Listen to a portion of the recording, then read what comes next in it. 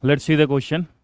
Beryllium powder was placed inside a molybdenum vessel with a small effusion hole 0.318 centimeter in diameter. At 1537 Kelvin, 0.00888 gram of beryllium effused in 15.2 minutes. Calculate the vapor pressure of beryllium at 1537 Kelvin. Assume the expression dm equal to, expression दिया हुआ है, dm equal to 1 by 4 d c bar, or any equivalent expression where dm is the mass of gas effusing per unit area of cross section. Area of cross section, यहाँ radius की ज़रूरत पड़ेगी तो इसको convert कर लेते हैं, 1.59 centimetre radius हो जाएगा cross section. D is the area of cross section, मान लेते हैं ए है area of cross section. D is the density of the gas and C average, C bar is the average speed of the molecule. तो beryllium atomic weight 9.012 दिया हुआ है, तो हमें वेपर प्रेशर बेरिलियम का बताना है जो वेसल में है जिससे वो इफ्यूज हो रहा है. ठीक है, तो यहाँ पे जो कॉन्सेप्ट यूज हुआ है, ठीक है, एफ्यूजन का, रेट ऑफ एफ्यूजन का कॉन्सेप्ट. रेट ऑफ एफ्यूजन क्या होता है? रेट ऑफ एफ्यूजन का expression, rate of effusion are equal to number of moles जो delta T time per unit time जो इफ्यूज हो रहे हैं. Delta T is the time taken for effusion of delta N moles. दूसरा, average speed का concept use हुआ है, equal to 8 RT/पाई एम. और डेंसिटी का एक्सप्रेशन दिया हुआ, ये भी यूज होगा कहीं ना कहीं. डेंसिटी इक्वल टू PM/RT, जहाँ P प्रेशर है, M मोलर मास है, R gas constant, T absolute temperature. Okay, so यहाँ पे देखें, rate of fusion R equal to delta N by delta T, equal to number of moles जो हमारे यहाँ पर हैं. मान लो मास आपका W इफ्यूज़ हुआ डेल्टा T टाइम में, तो उसके moles delta W by molar mass into delta T हो गया. मास कितना होगा? Mass per unit area of cross section इतना दिया हो, तो एरिया ऑफ क्रॉस सेक्शन अगर A है तो A इंटू 1/4 DC बार हो जाएगा. तो DC bar A the area divide by 4M delta T हो जाएगा. ठीक है, अब यहाँ पर हमारे पास A कांस्टेंट है, A को इधर ले आते हैं, A/4M डेल्टा T. ठीक है, और यहाँ पर डेंसिटी की वैल्यू PM/RT,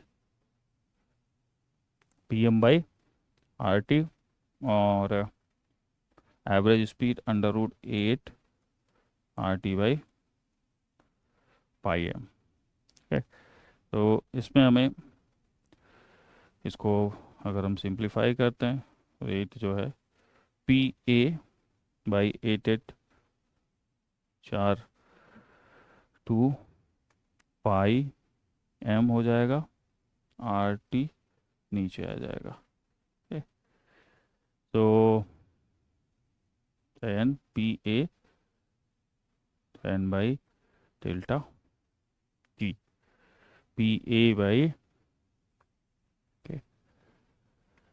यहाँ पे डेल्टा T की ज़रूरत नहीं पड़ेगी क्योंकि यहाँ पे हमारा ऑलरेडी एवरेज स्पीड है. ठीक है, पर यूनिट टाइम भी हो जाएगा, तो डेल्टा T यहाँ पे हो जाएगा.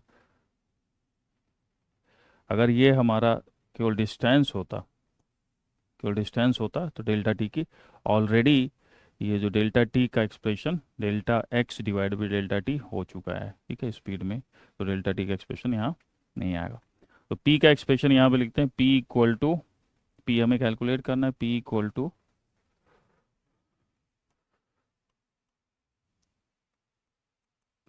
To R into, P equal to R into 2 pi M RT/पाई A to 2 pi root M R T by A. R क्या है भाई? Number of mole delta delta N by delta N by delta T to delta T under root 2 pi M R T. ठीक है, यही है हमारे पास expression. अब यहाँ पे delta N number of moles कैसे कैलकुलेट होगा? Mass divided by molar mass. तो mass 0.088 delta N divide by 9.012 ठीक है। एरिया सब कुछ एम के एस में लेते हैं, उसके बाद में उसको चेंज कर लेंगे एटीएम में 10⁻⁻5 से मल्टीप्लाई करके। Area pi R square, pi R. Radius कितना था? 0.159 सेंटीमीटर है, तो उसको मीटर में करेंगे तो 10⁻⁴। टाइम कितना यहाँ पे लग रहा है? Time time is 15.2 minute. इसको सेकंड में कन्वर्ट कर लें, 15.2 इंटू 60, ये हो गया ये वाला एक्सप्रेशन। ठीक है, अब अंडर रूट 2 पाई, क्या है 2 पाई मीन्स 3.14। मोलर मास केजी में लेते हैं, 9.012 ग्राम दिया है, इंटू 10⁻³ kg। आर की वैल्यू 8.314 और टेम्परेचर हमारा 1537 दिया हुआ, 1537 ये हमारा आएगा पूरा पास्कल में। पास्कल, और हम जानते हैं 1 पास्कल इक्वल टू 10⁻⁵ एटीएम होता है अप्रॉक्सीमेटली। तो इसको 10⁻⁵ से मल्टीप्लाई कर देंगे तो एटीएम में वैल्यू आ जाती है। इसको जब सिंप्लीफाई करेंगे तो when we simplify it, it comes out to be 3.61 into 10⁻⁵ के बराबर आ जाता है एटीएम। तो 3.61 इंटू 10⁻⁵, तो आंसर इज ए। इसका आंसर ए